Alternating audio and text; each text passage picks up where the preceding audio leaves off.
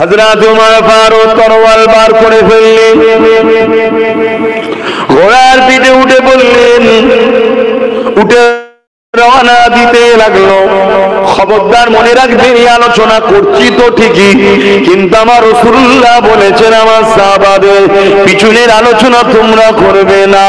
কিন্তু আপনাদেরকে বোঝাবার জন্য বলছি আল্লাহ কিভাবে পরিবর্তন করতে পারে। কিন্তু যারা পরিমাণ যদি এক সেকেন্ডের জন্য কারো দিলে ওমর ফারুক হুজুর সম্বন্ধে কোনো খারাপ চিন্তা এসে যায়, সঙ্গে সঙ্গে কাফের হয়ে যাবে। তাই খুব সাবধানে শুনবেন, খুব সাবধানে বুঝবেন। এ যুবকেরা, তরুণীরা, বাপেরা, হযরত ওমর ফারুক তরোয়াল নিয়ে রওনা দিনে যাবার সময় বলে যেতে লেগেছে, ও আবু জেহেল রে, 39 জন হয়েছে, 40 আর হতে দেব না। এই জমিনে আর নতুন করে কেউ ইসলাম আনতে পারবে না, কেননা মুহাম্মদ রাসূল দুনিয়া জমিনে আর থাকবে না। এই বলে ঘোড়ার পিঠে রওনা দিতে লেগেছে। রাস্তায় অনেক কিছু ঘটেছে, ওদিকে আমি যাচ্ছি না। এ যুবকেরা ফেরেশতারা আলোচনা করতে লেগেছে, উমার দায়িত্ব নিয়েছে। আল্লাহ পাক বলতে লেগেছে, ফেরেশতারে চিন্তা করো না, উমারকে যেতে দাও, উমারকে যেতে দাও। উমার বলেছে 39 থেকে 40 হতে দেবে না। আমি আল্লাহ পাক উমারকে 40 নম্বর মুসলমান বানাবো। আরো জোরে বলুন সুবহানাল্লাহ।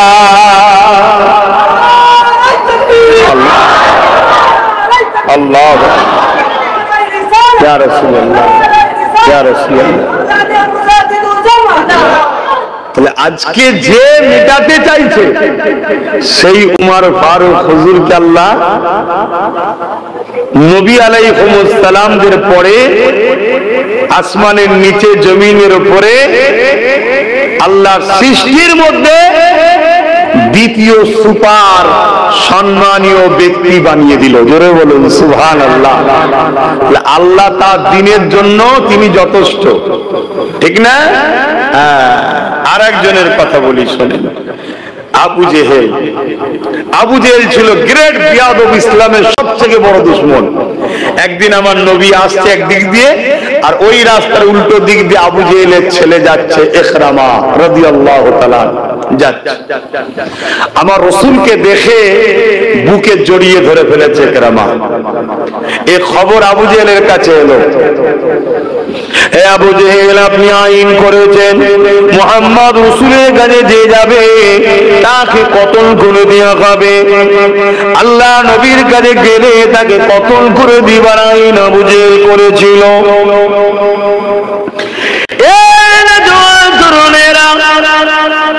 আল্লাহ নবীর উপরে কত জুলুম চালিয়েছে, কত অত্যাচার হয়েছে ভেবে দেখে।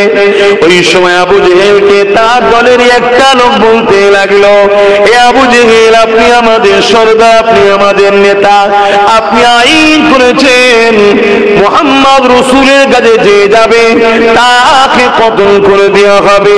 এই আইনটা সবার জন্য সমান না খাস খাস লোকের জন্য এটার উল্টো হবে?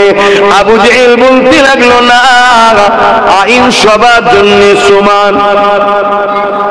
যাক, এই জায়গায় একটা কথা বলতে লাগে, আগেকারের যারা বদমাইশ নেতা ছিল আর আজকেরকার বদমাইশ নেতাদের মধ্যে একটা পার্থক্য আছে।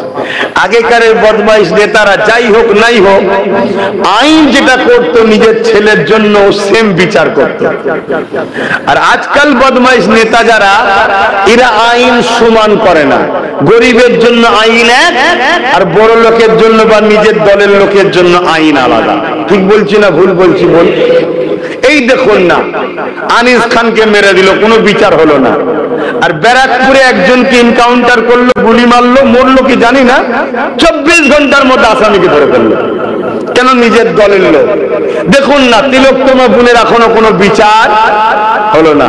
অথচ একজন হালকা বয়সের ছেলে শুধু বলেছে 10 লাখ টাকা দিচ্ছেন রেফের, তো ওনার পরিবারের যদি কাউকে রেপ করে 1 কোটি টাকা দেওয়া হয়, ওনারা কি রাজি হবে? এটা জিজ্ঞাসা চিহ্ন। সঙ্গে সঙ্গে তাকে তুলে নিয়ে গেল, আজও জেল থেকে ছাড়ে না। এই দ্বিচারিতা হচ্ছে না? মানে এরা আবু জেহেলের থেকেও বড় শয়তান হয়ে গেছে। তা আবু জেহেলকে জিজ্ঞেস করছে যে আইন সবার জন্য সমান না আলাদা কিছু আছে? আবু জেহেল বলছে না, সবার জন্য সমান। তো মোহাম্মদ রসুলের কাছে তোমার ছেলে শুধু গেছে তা নয়, তোমার ছেলে মোহাম্মদ রসুলকে বুকে করে জড়িয়ে ধরেছে, এখন কি বিচার হবে? আবু জেহেল বলছে ছেলে তো কি হয়েছে, আইন সবার জন্য সমান, যাও ওর মৃত্যুদণ্ড দেওয়া হলো, ওকে জঙ্গলে লিজে বেঁধে দাও, হিংস্র পশুরা ছিঁড়ে ছিঁড়ে খাবে। আবু জেহেলের কথা মতো ইকরামাকে নিয়ে যে বেঁধে দেওয়া হলো জঙ্গলের মধ্যে। একটা দুটো তিনটে করে হিংস্র পশুগুলো আসতে লেগেছে, কিন্তু কেউ কাছে আসছে না, সবাই এসে গোল করে ফিরে ইকরামার মুখের দিকে তাকিয়ে বসে থাকে। এই দৃশ্যটা দেখে ইকরামা বলতে লেগে, কেন আমার মতো হতভাগ্য কে আছে? আমার বাবা আমাকে মৃত্যুদণ্ড দিয়েছে, অপরাধটা কি? মুহাম্মদ রাসূলকে দেখে জড়িয়ে ধরে ফেলেছিলাম, এই জন্য আমাকে মৃত্যুদণ্ড দিয়েছে। ওই সময় একজন হিংস্র পশু একটা ভিড়ের সামনে চলে আসলো। আল্লাহ হুসাইয়ুন কাদির, যিনি আমাদের মুখে কথা দিয়েছে, তিনি মখলুকের সবার মুখে ভাষা দিয়েছে, জীবজন্তুর মুখ থেকে মানুষের মতো কথা বলতে পারবে। হ্যাঁ, কিয়ামতের সময় এক ধরনের পশু বেরোবে, দাব্বাতুল আরদ বলা হয়, যারা মানুষের সঙ্গে মানুষের মতো কথা বলতে লাগবে।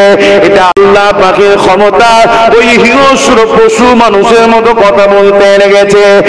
ইকরামা, অবশ্যই তোমাকে খেয়ে ফেলতাম, কিন্তু তোমাকে খাওয়া আমাদের জন্য আরাম হয়ে গেছে, কেননা তোমার শরীর থেকে আখিরি নবী নূর নবীর শরীরের খুশবু পাওয়া যাচ্ছে।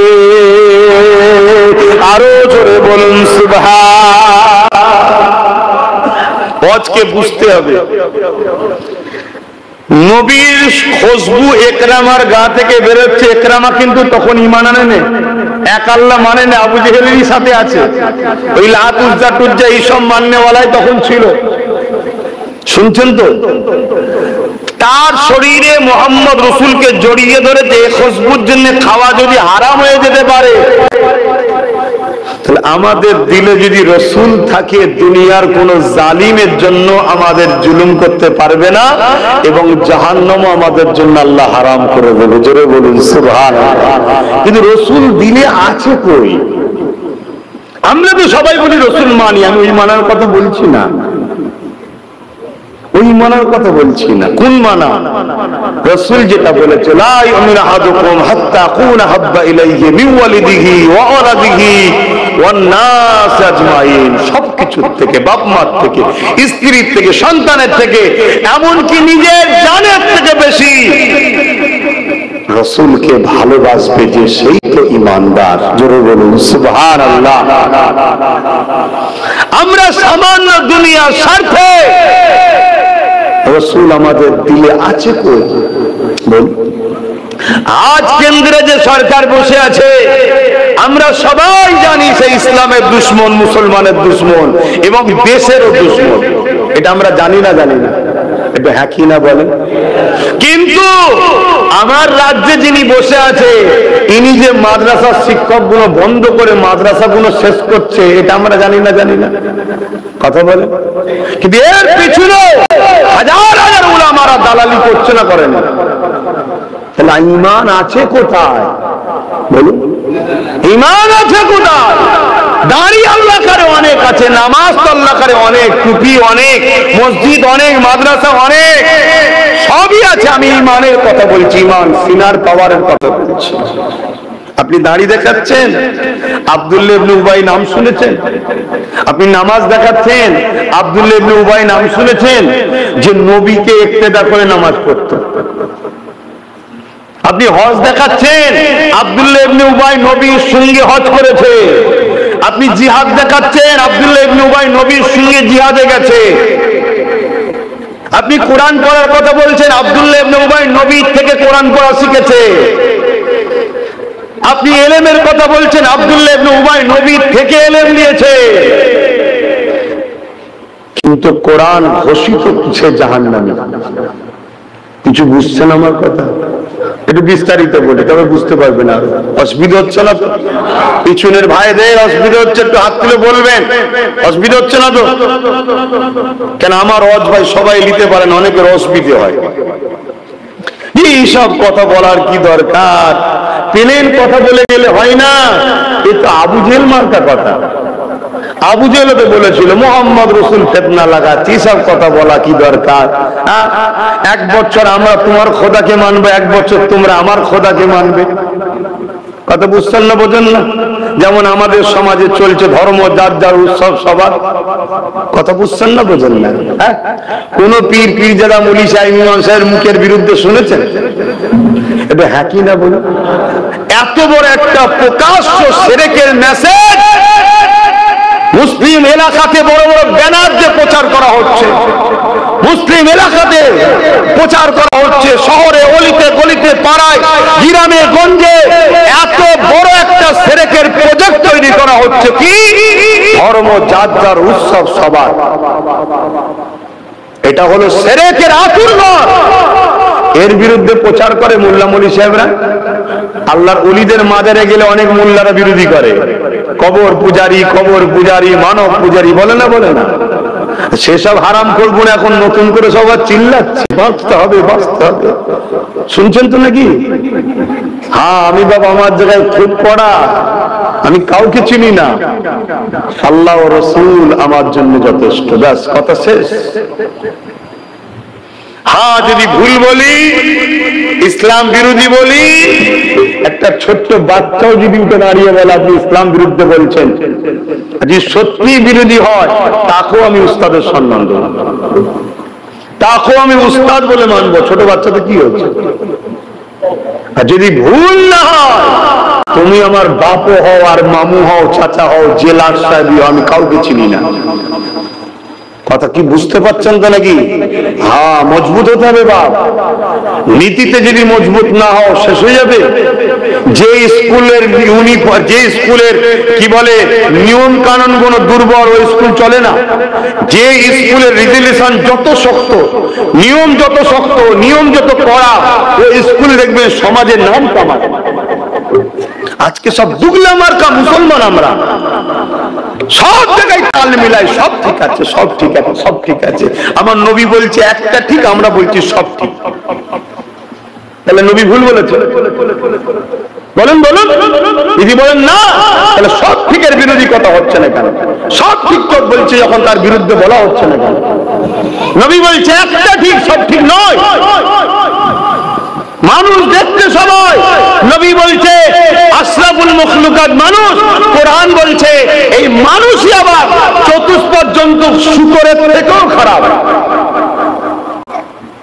তাহলে আপনি মানুষ দেখলেই শুধু বললে হবে হ্যাঁ মানুষ হয়, মানুষ হয়, মানুষ হয়? আপনাকে কোরআনের কথা মাথায় রাখতে হবে না? এই মানুষই তো তিলক তোমাকে রেপ করেছে, আর ঠিক না বেটি? এই মানুষই তো বাচ্চা বাচ্চা ছেলেদের ঘরে স্কুলে পাঠাচ্ছেন, মেয়েদের ঘরে বাচ্চা বাচ্চা স্কুলের মাস্টার সেজে ছোট ছোট বেটিদের উপর অত্যাচার করছে, মানুষ না?